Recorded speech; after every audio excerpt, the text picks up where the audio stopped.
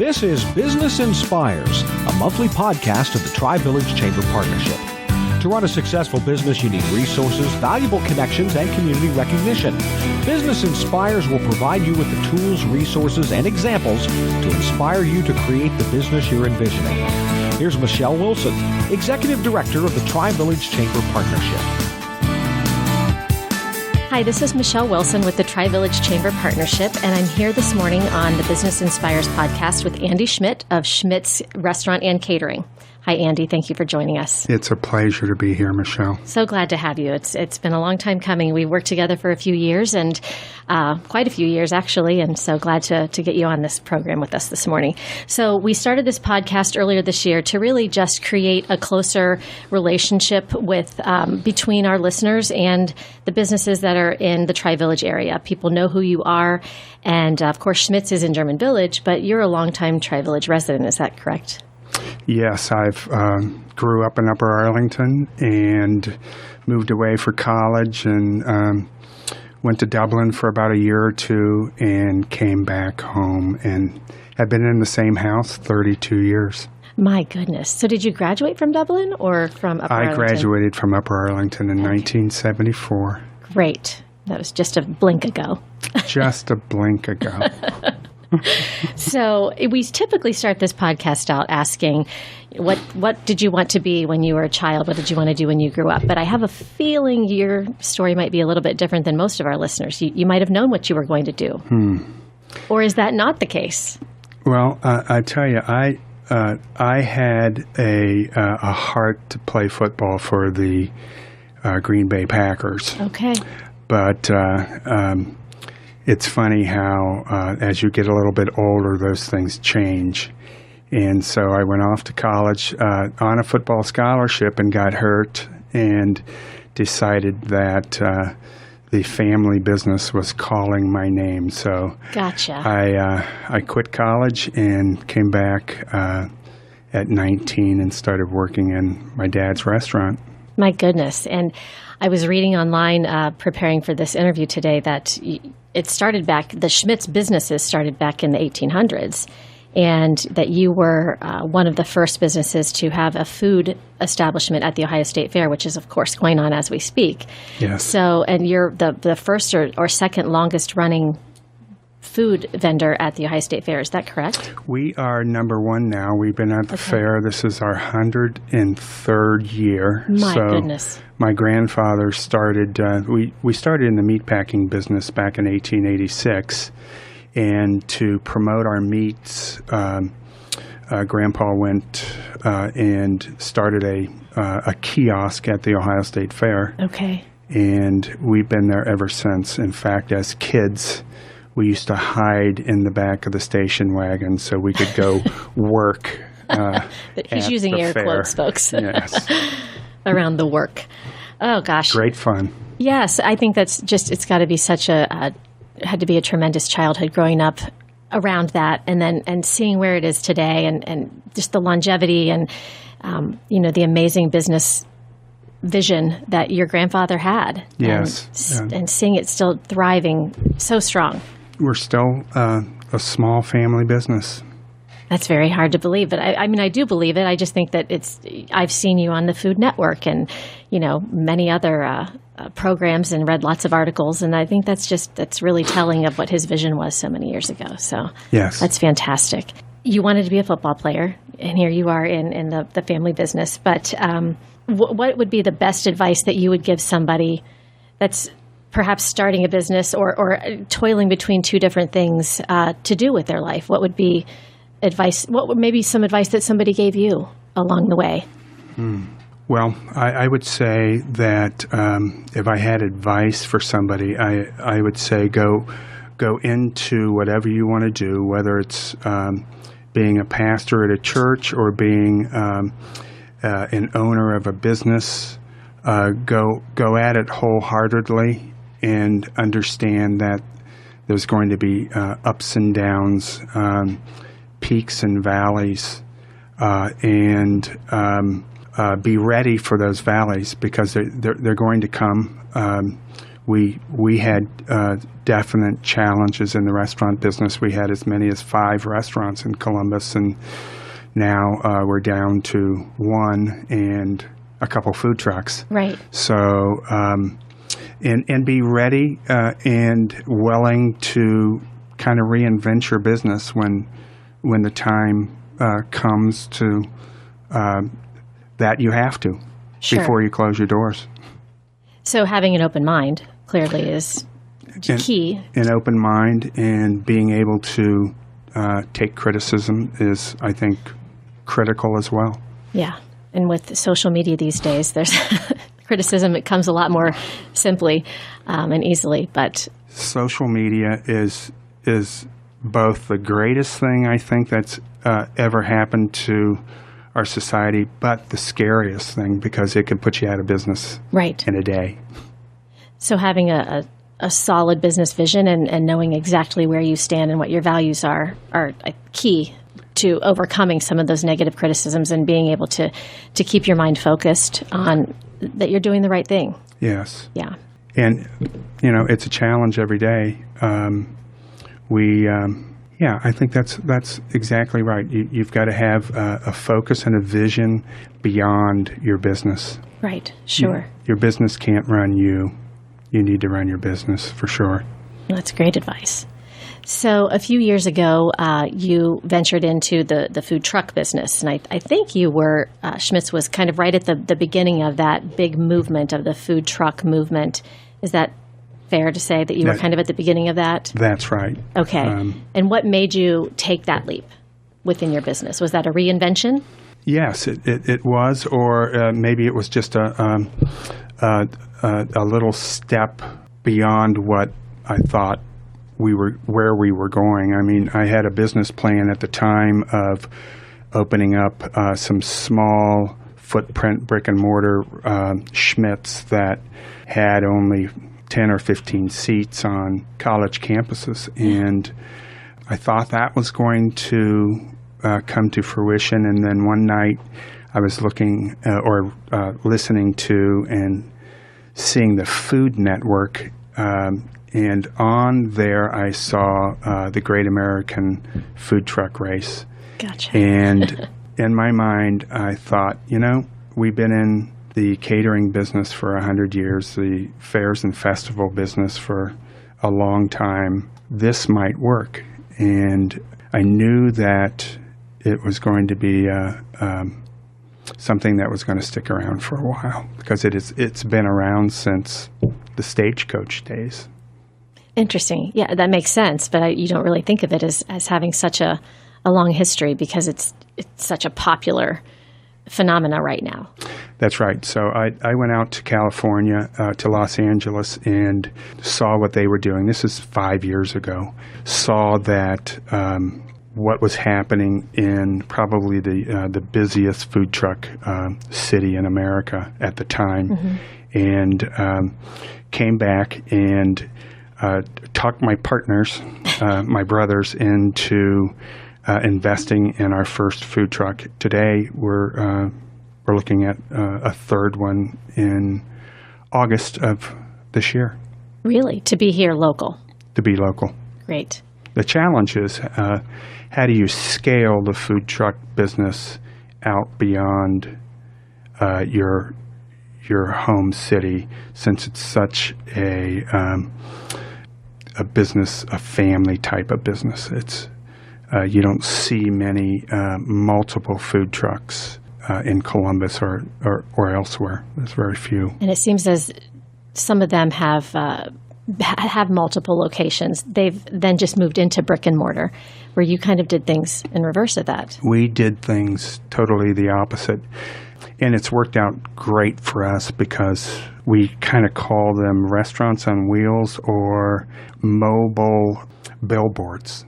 Oh, yeah. Which help to promote the Schmidt's in German Village. So it's worked out very well for all of our segments of our business. Good. And having been on the forefront of that movement, what major changes have you seen within just the food truck side of things since you started to where it is today? More competition, location challenges? No, in fact, I see a lot more locations opening up and willing to bring food trucks onto their property. We go to 50 different corporate office complexes around Columbus, and 3 years ago we probably went to half that. Wow. So that's great.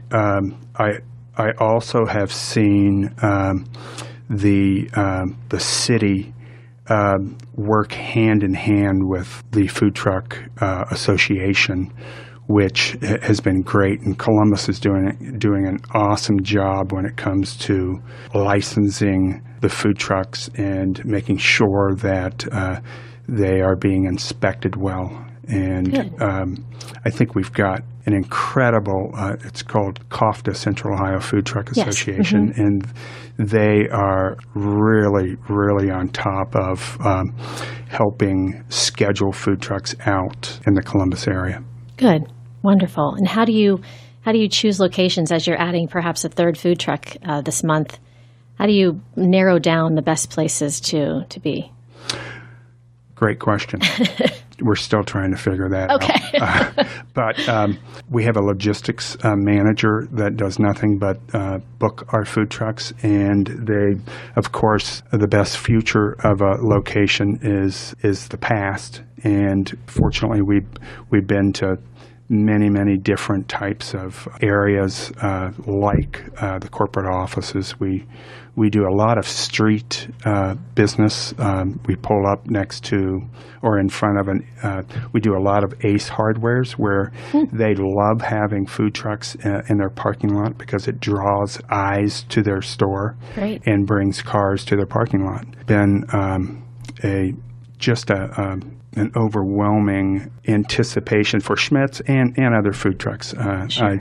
I know there's some awesome food trucks out there that I haven't eaten at yet that I hope to in the future. There are a few good ones, that's for sure. Yeah. And to build on that question, there's a lot of festivals in Columbus, Ohio, and they happen so it's such a condensed period of time because there's only so many warm weekends in Columbus, so lots of festivals are going on.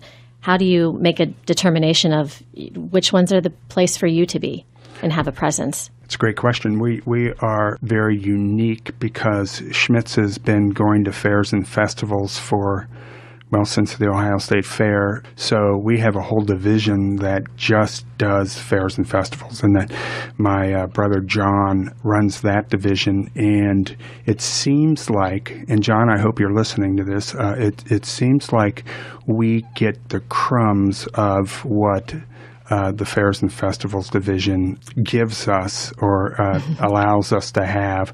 So, but there are great amount of fairs and festivals out there and special events around Columbus, Ohio that you're seeing more and more food truck activity going on there. And we try to get to Schmidt's is at every fair and festival that it seems they are. From the festivals in Grandview all the way to our first festival out of the city was the Cincinnati Oktoberfest. Oh. We've been there 34 years, and the first year we were there, we sold out of cream puffs in the first 6 hours. That's how naive we were for out of city festivals. Yeah. We brought a 40-foot refrigerated truck the next year. My goodness. Well, you live and learn, right? You live and learn. Yeah. And you were, when you had your first truck, you did the Taste of Grandview back in the day when that was still around. And that was one of the first events that you took the truck to. I remember that. So, that's right. Loved having your support there. And now you do the Dig Fest every year. And you guys there's a line beyond belief every year. You just have this amazing presence, and I think that that's probably the case in every festival that you go to, that's probably tried and true. People know exactly what they're going to get, and it's great product, and I think it just speaks volumes for what Schmidt's is to this community. Well, thank you. Of course. I speak from the heart. I'm on Bahama Mama overload at the moment because we did a fundraiser for my son's soccer team, and that's what we buy every year is we buy the Bahama Mamas, and we spread the wealth and give those out as gifts each year. But what is the next up-and-coming generation of Schmidts in the restaurant who's going to carry on the legacy? Well, my brothers and my sisters and I are fourth generation, and we have, at this point in time, 3 fifth-generation kids working in the business now. One is working in German Village Restaurant. The other is working up in our banquet facility above the restaurant in German Village. And we have Drew, who is starting to head up our Fairs and Festivals division. Fantastic. So we're starting to hand things over slowly. Sure. You guys are still young. We are still young. That's right. Trying to put together plans for the next generation is both exciting and challenging, for sure. And how many employees does Schmidt's employ? We have about 130 employees in 3 separate business parts of our company. Okay. Is that catering? That's catering and food trucks, and then, of course, the restaurant in German Village, and then our Fairs and Festival. Many of them are part-time because the majority of our outside work, of course, comes in the summertime. Sure. The food trucks, though, are out year-round, and thank goodness we have warm grills on each food truck because it gets cold out there. Yeah, it does. It does. But it's nice that that in the winter there's still options for people in Central Ohio. You know, that's it's a tough place to be sometimes in the middle of winter, and it's 20 below, and it's nice to have those options. And it sure is. I've got 2 boys. One is in San Diego, and the other one is in Las Vegas, and it looks pretty good out there in the middle of January. That could be our next food truck. Ooh, there you go. And you have the staff to start it out there. I drive it out myself. Yes, a built-in staff, that's for sure. So give me the locations that people can find Schmidt's, obviously the German Village location every single day of the week. Yes. You have a catering facility. We do. We have.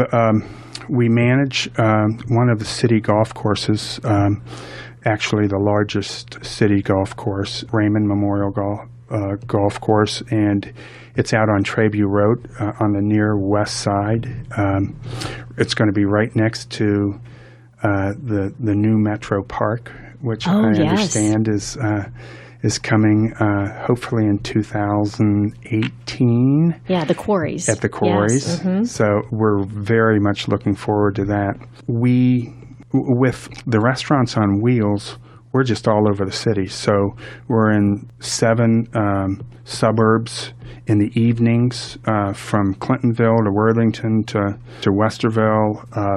The best way to find out where our food trucks and Fairs and Festivals division is to go on to our website, and which is there's an update calendar there, which is schmidthaus.com. You spell it. That's H-A-U-S, the German Haus, yes. Okay, schmidthaus.com. Yeah. And they can find exactly where to find that Bahama Mama and Cream Puff. Bahama Mamas and Cream Puffs, yes. In fact, this month is my favorite month for Cream Puffs.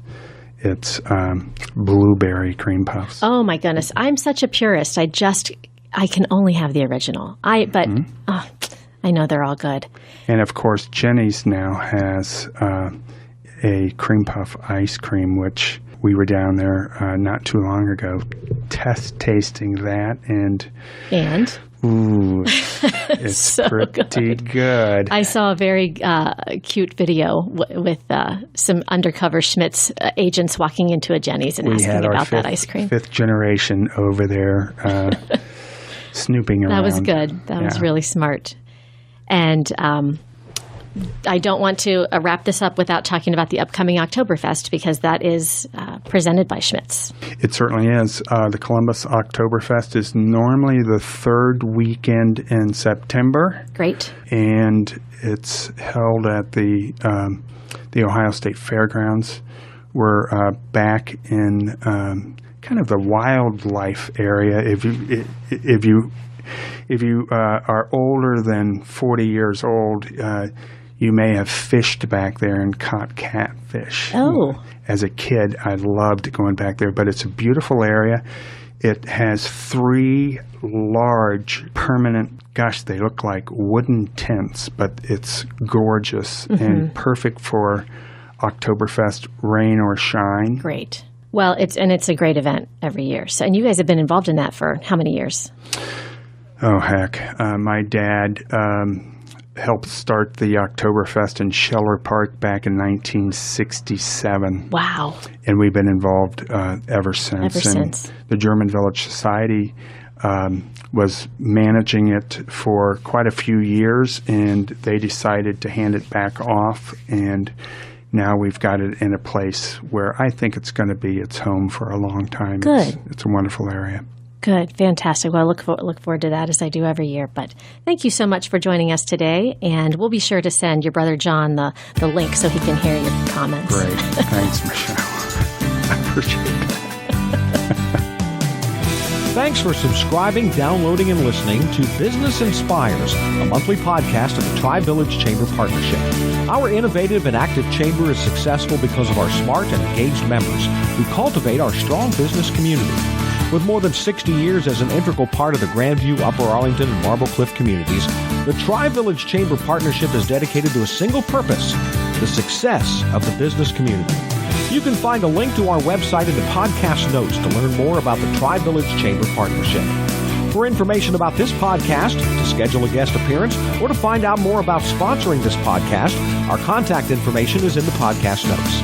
Make sure you rate and review our podcast on iTunes. That helps us spread the word about Business Inspires. Circle270media.com